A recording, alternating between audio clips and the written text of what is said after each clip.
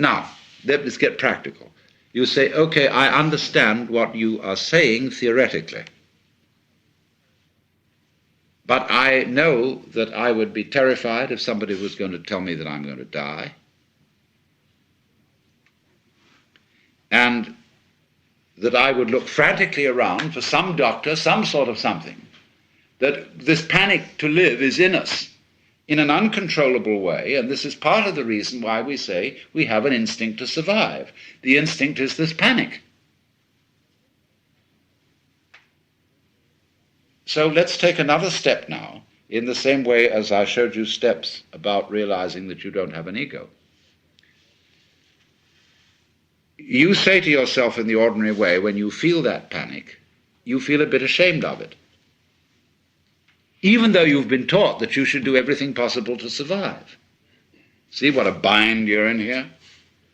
So one feels, oh goodness, I must face this thing calmly and bravely and not be in this panic. But the point of the fact is, you are in a panic, and you can't stop it. Now that's very important, because this is another way of showing you the same thing that death is showing you, that you can't do anything about it. Just as when you finally realize you can't do anything about the death, you could have solved all that before by understanding you couldn't do anything about the panic. But if you think all the time, I'm supposed to stop this panic, then all that happens is you're at cross purposes with yourself again. The panic is, of course, put off in the ordinary way. We all know we're going to die. But it's sufficiently far off so that we can put it out of our minds. And anybody who does put it into our minds in the ordinary way is taken to be a skeleton at the banquet, a Cassandra, and gloomy, so that the old-fashioned preacher of bygone days who preached about death, and those monks who kept skulls on their desks, and all that sort of thing, is regarded today as very morbid. Why, in the Baroque times, there was a fashion for a while of making tombstones with marvelous sculptures of skeletons and bones all over them. And on the Via Veneto in Rome, there is a Capuchin church where down in the crypt there are chapels made where the altar furnishings and everything are made entirely from the bones of departed monks. Then we have among Tibetans and in Buddhists graveyard meditations, and they have trumpets in Tibetan Buddhism made of human thigh bones, and they have cups, ritual cups made of the domes of human skulls, richly worked in silver and turquoise. And we say all that is very morbid. So,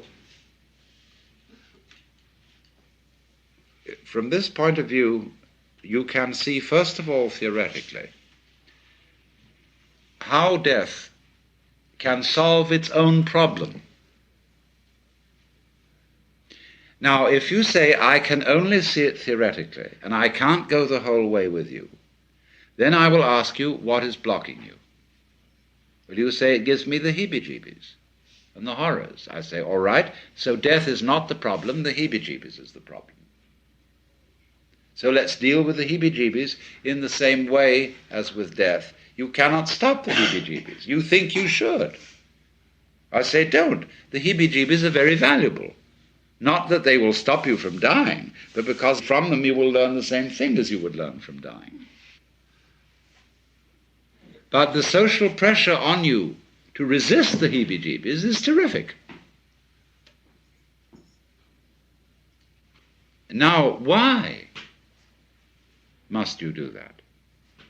Why is everybody saying these heebie-jeebies, these fears, etc., are not permissible?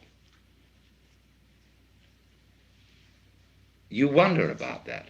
And the reasoning behind all that is not very clear, because it seems to be saying, well, if you have all these fears and things like that, you won't be a very good soldier. You won't be able to act competently in a crisis. You'll get the heebie-jeebies instead, and you won't know what to do. Well, nobody has ever really proved that. Because actually, people who we would call very courageous are, in fact, often quite frightened. And courageous action is not necessarily a consequence of having no fear. Sometimes it might be, but it isn't always so.